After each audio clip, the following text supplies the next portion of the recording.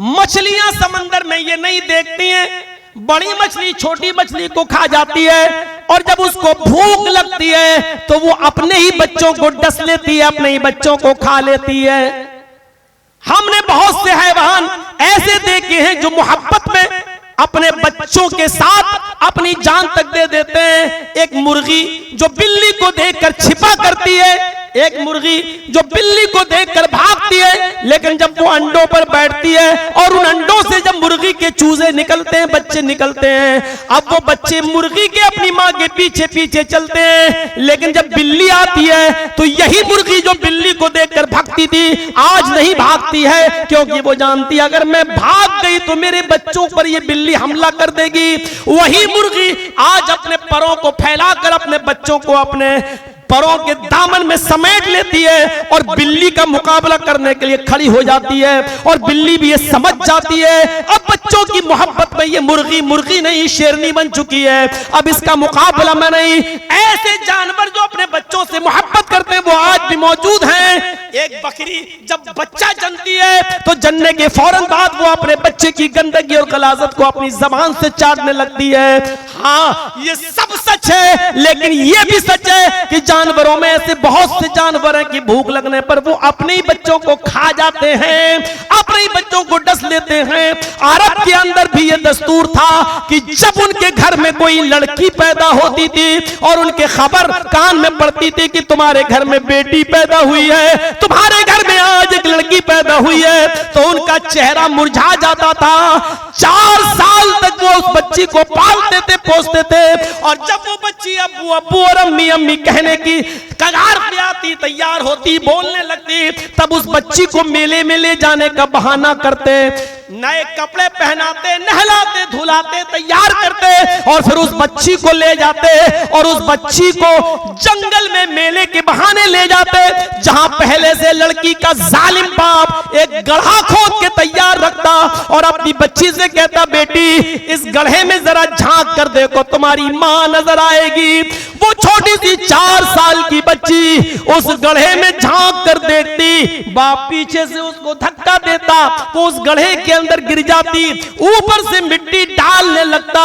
वो बच्ची अपने मासूम हाथों से उस मिट्टी को दूर करती जाती और चीखती जाती, लेकिन इस जालिम बाप को अपनी बेटी पर रहम नहीं आता, और उस वक्त तक उस कब्र के पास, उस गड्ढे के पास खड़ा रहता जब तक कि उस गड्ढे के पास उस लड़की की आखिरी सांस न निकल जाती, आखिरी चीख नहीं निकल जाती, वो मर नहीं जाती, तब तक उसी जगह पर रहता। और अपनी बेटी को दफनाने के बाद अपने समाज में आकर हंसते हुए, मुस्कुराते हुए, फख्र से कहता कि आज मैंने अपनी बेटी को जिंदा दफन कर दिया है। और ताज्जुब तो ये है, आश्चर्य तो इस बात पर है, जो सबसे ज्यादा, जितनी ज्यादा अपनी बेटियों को दफन करता था, जिंदा दरगोर करता था, उसको उतना ही ज्यादा इनाम दिया जाता था और जश्न मनाया जाता था, शराब पिलाई जाती थी और खुशियों की महफिलें सजती थी। आज सबसे बड़ा काम तो इस आदमी ने किया है, अपनी इतनी बेटियों को जिंदा दफन कर दिया है। अपनी ही बेटी को अपने ही हाथ से दफन कर देना, मेरे भाइयों, इससे बड़ी हैवानियत और इससे बड़ी जानवरियत और क्या हो सकती है? जरा तसव्वुर करिए और हम और आप गौर करके देखें, यही जानवरों का माहौल था, हैवानियत थी। इत्कलो गत प्राय जनेशु खर गड़बड़ी, जब सारी जनता जानवरों की तरह हो जाएगी। आज भी तो होता है, लेकिन आज जिंदा दफन नहीं करते। फर्क इतना है, आज रहमे मादर में अल्ट्रासाउंड के जरिए चुपके से, जबकि लिंग जांच, भ्रूण जांच अपराध है हिंदुस्तान के कानून की नजर में, लेकिन पैसा खर्च करके सब हो जाता है मेरे भाइयों। और अगर लड़की का वजूद है तो आज पेड़ से ही उसको गिरा दिया जाता है, इस्कात कर दिया जाता है और हमल साकित कर दिया जाता है। मैंने अपनी किसी भी तकरीर में कहा था, जिन माँ बहन बेटियों ने अपने हमल गिराए हैं उनको अल्लाह के दरबार में सच्ची तौबा करनी चाहिए। ये इतना बड़ा जुर्म अजीम है, अल्लाह की रहमत चाहे हो जाए तो माफ कर दे, वरना नाकाबिले माफी जुर्म है। बुखारी की रिवायत के मुताबिक जिस बच्चे को रहमे मादर में मारा गया, जिस बच्चे को मां के पेट में कत्ल कर दिया गया, इसकात करा के गिरा दिया गया, अल्लाह के नबी फरमाते हैं जा यौमल क़यामती मुअल्लकुम बैना सदैहा, ये बच्चा कयामत के दिन अपने रब के सामने आएगा, इस हाल में आएगा कि अपने माँ की दोनों पिस्तान से, अपने माँ के दोनों सीने से लटका हुआ होगा और अपने माँ के पिस्तान से दूध को चूस रहा होगा। मुअल्लकुम बैना सदैहा, अपने माँ की पिस्तान से लगा हुआ होगा। अल्लाह इस बच्चे को कुव्वते गोयाई देगा, अल्लाह इस बच्चे को आवाज देगा, जबान देगा। ये अपने माँ की पिस्तान को छोड़कर यकूल, अल्लाह से शिकायत करेगा, अल्लाह से कहेगा, अल्लाह इसको बोलने की ताकत देगा। यकूल या रब्बी हाज़िही उम्मी क़तलतनी, अल्लाह ये मेरी माँ है जिसने दुनिया में मुझे मार डाला था, अल्लाह ये मेरी माँ है जिसने दुनिया में मुझे कत्ल कर दिया था, अल्लाह ये मेरी माँ है जिसने दुनिया में मेरी जान ली थी, अल्लाह ये मेरी माँ है जिसने दुनिया में मेरा मर्डर किया था। जब ये दुनिया में मेरी नहीं हुई तो आखिरत में तू इसका मत बन। ऐ अल्लाह मेरी माँ को जहन्नम में डाल दे। इस्लाम तो नाजायज औलाद को भी गिराने की इजाजत नहीं देता। अगर किसी लड़के और लड़की से जुर्म हो गया, गलती हो गई और वो दोनों मिल बैठे और किसी लड़की को पेट में हमल ठहर गया, जिना की नाजायज औलाद उसके पेट में पल रही है, तो इस्लाम कहता एक गलत काम तो तुम कर चुकी हो जिना करके, अब दूसरा जुर्म मत करो। जो मासूम तुम्हारे पेट में पल रहा है उसकी जान मत लो, क्योंकि कसूर तुम्हारा है न कि उस बच्चे का जो पेट में पल रहा है। और एक औरत आई अल्लाह के रसूल के पास, बुखारी शरीफ की हदीस के मुताबिक, इन्नी कद असब्तुल हद्द या रसूल अल्लाह, ऐ अल्लाह के रसूल मेरे ऊपर हद वाजिब हो गई है, मुझे संसार कर दो, मुझे मार दो, मुझे कत्ल कर दो पत्थरों से। आपने कहा क्या हुआ? कहा मैं जिना कर बैठी। पूरी बातचीत हुई, इकरार किया। आपने सहाबा से कहा ठीक है जाओ इसको संसार कर दो। संसार के लिए ले जाया जाने लगा, वो औरत गिर गई, कहने लगी धीरे धीरे ले चलो, मैं इतनी तेज नहीं चल सकती क्योंकि जिना की पैदावार, एक बच्चा जो मेरे पेट में पल रहा है वो मेरे पेट में है। साहबा उस औरत को अल्लाह के नबी के पास लेकर गए, कहा अल्लाह के रसूल ये तो हामिला है। आपने कहा क्या तुम्हारे पेट में हमल है, बच्चा है? कहा हाँ। फरमाया फिर तुम्हें अभी पत्थरों से नहीं मारा जाएगा, जब ये बच्चा पैदा हो जाए तब आना। 9 महीने के लिए छूट दे दी,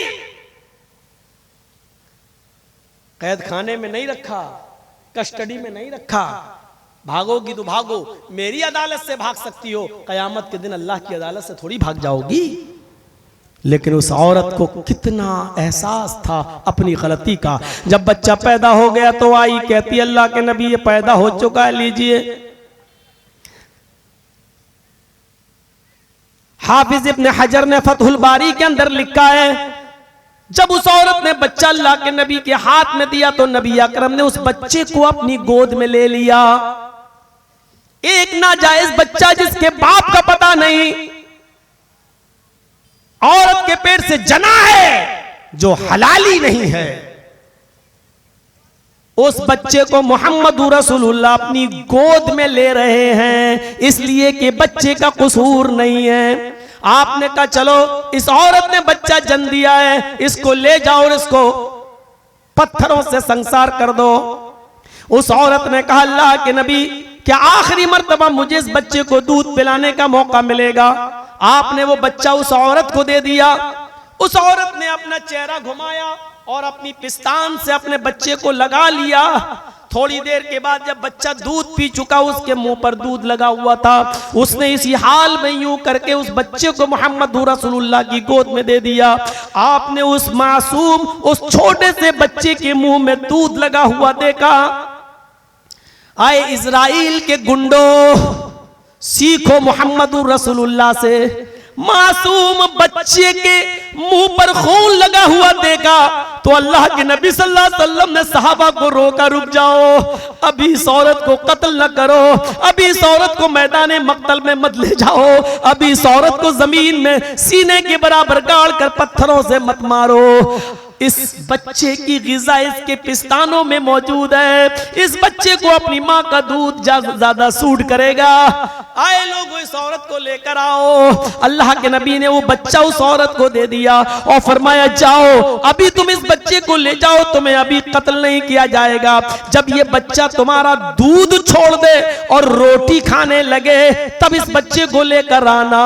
गौर कीजिए, वो बच्चा जो नाजायज था, वो बच्चा जिसके बाप का पता नहीं था, वो औरत जो मुजरिम थी, इस्लामी कानून के मुताबिक जिसकी सजा ये है कि उसको पत्थरों से मार मार के खत्म कर दिया जाए, ऐसी मुजरिमा औरत को सिर्फ इसलिए छोड़ रहे हैं कि उसके साथ उसका मासूम बच्चा भी दूध पीता है। अगर इस औरत को कत्ल कर देंगे तो ये बच्चा कहां जाएगा? किसी दूसरी औरत का दूध इसको सूट करेगा या नहीं करेगा? मेरे भाइयों, गौर कीजिए, इस रहमतुल लिल आलमीन के रहमत के ऊपर, इसकी कृपा और इसकी दया के ऊपर हमें और आपको खुश होना चाहिए कि अल्लाह ने हमें ऐसा रहमतुल लिल आलमीन दिया, ऐसा नबी दिया, ऐसा रसूल दिया जो इतना रहमो करम वाला है कि जिसने दूध पीते बच्चे को वापस करके कहा जब ये बच्चा दूध छोड़ दे और रोटी खाने लगे तब लेकर आना। छोड़ते गए कितना, और कोई कैद खाने में नहीं रखा उस औरत, लेकिन वो डरी हुई थी। जब बच्चा दूध छोड़ दिया और रोटी खाने लगा तो वो रोटी का लुकमा पकड़ा कर लाई उस बच्चे को कि देखिए अल्लाह के नबी, अब तो ये बच्चा रोटी भी खा रहा है। अल्लाह के नबी सल्लल्लाहु अलैहि वसल्लम की आंखों में आंसू आ गए, बार बार उस औरत को देख कर कि ये कितना अल्लाह के खौफ से डरी हुई है, जहन्नम के अजाब से डरती है। मैंने इसको कई मौके दिए हैं, ये यहाँ से भाग जाए, तौबा कर ले, इस्तिग़फ़ार कर ले, शायद अल्लाह इसको माफ कर दे, लेकिन ये औरत भाग भी नहीं रही है, अल्लाह के खौफ से बार बार आती है। आपने उस बच्चे को अपनी गोद में लिया और एक सहाबी के हवाले कर दिया, लो इस बच्चे को पालो पोसो बड़ा करो। और उस औरत से कहा, आए खातून, आए मोहतरमा, आए बीबी, अब शरीयत मोहम्मदी में तुम्हारे लिए गुंजाइश नहीं, जितनी गुंजाइश थी वो निकल चुकी है, जितना मुझे रहम करना था कर दिया गया, जितनी सहूलत देना थी दे दी। अब शरीयत मोहम्मदी में कोई बहाना नहीं है कि तुम्हें छोड़ा जाए। साथियों ले जाओ और इसको आप पत्थरों से मार मार के खत्म कर दो। और वो पत्थरों से मार मार कर खत्म कर दी गई, उसकी पूरी की पूरी जान ले ली गई, तिहाई उसको सीने के बराबर गाड़ा गया और सहाबा किराम ने उसको पत्थरों से मारा। सबसे पहला पत्थर खालिद इब्ने वलीद ने मारा, सर फटता है, खून का छींटा निकलता है और खालिद इब्ने वलीद के कपड़ों पे पड़ जाता है। खालिद इब्ने वलीद ने अपने जिस्म पर उस औरत का खून देखा तो कहने लगे, बदचलन जिनाकार औरत, तेरे खून ने मेरे कपड़े को नापाक कर दिया। खालिद इब्ने वलीद के मुंह से कुछ नाजेबा जुमले निकल गए। इन जुमलों की बुनियाद पर अल्लाह के नबी ने खालिद इब्ने वलीद से 3 दिन गुफ्तगू नहीं की, 3 दिन बात नहीं की। एक दिन खालिद इब्ने वलीद आए और कहने लगे, आए अल्लाह के नबी, आप मुझसे बात नहीं कर रहे, नाराज हैं। आपने फरमाया हाँ। कहा वजह क्या है? मेरे माँ बाप आप पर कुर्बान, हम आपसे नाराज नहीं रह सकते हैं, हम आपको नाराज कैसे देख सकते हैं, हमारी तो आखिरत बर्बाद हो जाएगी। फरमाया खालिद, तुमने उस औरत को बुरे जुमले नहीं बोलना चाहिए था, तुमने बहुत बुरे और गंदे जुमले बोले हैं। खालिद इब्ने वलीद ने कहा, आय अल्लाह के नबी, वो तो बदचलन औरत थी, वो तो जानिया थी, उसकी जिना की पैदावार थी, उसके खून के छींटों ने मेरे कपड़े गंदे कर दिए, इसलिए मेरे मुंह से निकल गया। आपने फरमाया, खालिद आज भी तुम वही जुमले बोल रहे हो जो जुमले मुझे पसंद नहीं है। वो औरत आदतन जानिया नहीं थी, बदचलन नहीं थी। हाँ, ये अलग बात है कि उसका शौहर नहीं था, तो जवानी के जज्बात में वो जंगल में किसी चरवाहे के साथ गलत काम कर लेती है, ये अलग बात है। एक बार उससे जिना हो गया, लेकिन उसने अपने इस गुनाह पर ऐसी सच्ची तौबा की है, हदीस के अल्फाज लक़द ताबत तौबतन, उसने ऐसी तौबा की है कि अगर उस एक औरत की तौबा को, उस एक औरत के पछतावे को, उस एक औरत के अपने गुनाह के जुर्म में अपने आप को कत्ल कराने के बाद, अपने आप को इस दुनिया से उठाने ऐसी सच्ची तौबा की है कि अगर उस एक औरत की तौबा को इस मदीने के 70 गुनाहगारों पे डाल दिया जाए, इस मदीने के 70 जहन्नमियों पर डाल दिया जाए, ऐसे गुनाहगार जो जहन्नम में जाने के लायक है, अगर उस औरत की इस तौबा को 70 ऐसे लोगों पर जो जहन्नम में जाने वाले हैं उन पर डाल दिया जाए, तो इस एक औरत की तौबा से वो सारे के सारे बख्श दिए जाएंगे, उन सब की मग़फ़िरत हो जाएगी। वो एक औरत की तौबा से वो सब के सब माफ कर दिए जाएंगे और जन्नत में दाखिल कर दिए जाएंगे। मेरे भाइयों, जरा अंदाजा लगाइए, मोहम्मदुर रसूलुल्लाह ने एक बच्चा, नाजायज बच्चा जिसके बाप का पता नहीं है, उसकी मां मुजरिमा है, लेकिन आप उस बच्चे को भी सजा, उसकी वजह से उसकी मां को सजा नहीं दे रहे हैं, इससे ज्यादा रहम और करम क्या होगा? इंसानियत तो नबी ने सिखाई, वरना मेरे भाइयों, लोग तो आपने मां को अपनी बीवी बना लिया करते थे और अपनी बेटियों को जिंदा दफन कर दिया करते थे।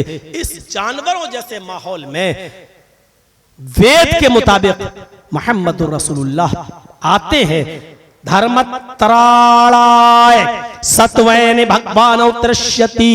जब ऐसा माहौल हो जाएगा तब अल्लाह ईश्वर धर्म की रक्षा करने के लिए धर्मत्राणाय, तब धर्म की रक्षा करने के लिए सत्वैन, सच को, सत्यता को स्थापित करने के लिए भगवान अवतृष्यति, भगवान अवतार भेजेगा, अंतिम ऋषि उस दौर में भेजेगा, उस जमाने में भेजेगा। ये मंत्र जरूरत थी मुसलमानों तुम्हें कि गैर मुस्लिमों को सुनाते और बताते कि जिस नबी का तुम इंतजार कर रहे हो वो नबी मोहम्मद रसूलुल्लाह है। लेकिन अफसोस ये है कि ये कौम खुद जहेज में डूबी हुई है, खुद नमाज से गाफिल है, रोजों से दूर है, शादियों के अंदर जहेज के लेन देन में लिप्त है, मैच के मौके पर जुआ खेलने में मशगूल है, लाटरी खरीदने में और लाटरी बेचने में मसरूफ है। जो कौम खुद अपने और अपने नबी को भुला चुकी हो, कुरान को भुला चुकी हो, वो गैरों को दावत क्या देगी और वो गैरों की मसीहा क्या बनेगी? मेरे प्यारे साथियों, हमें इस चीज का एहसास अपने अंदर करना चाहिए, इस चीज का एहसास हमें अपने अंदर पैदा करना चाहिए। तो मेरे भाइयों, ये चीज थी।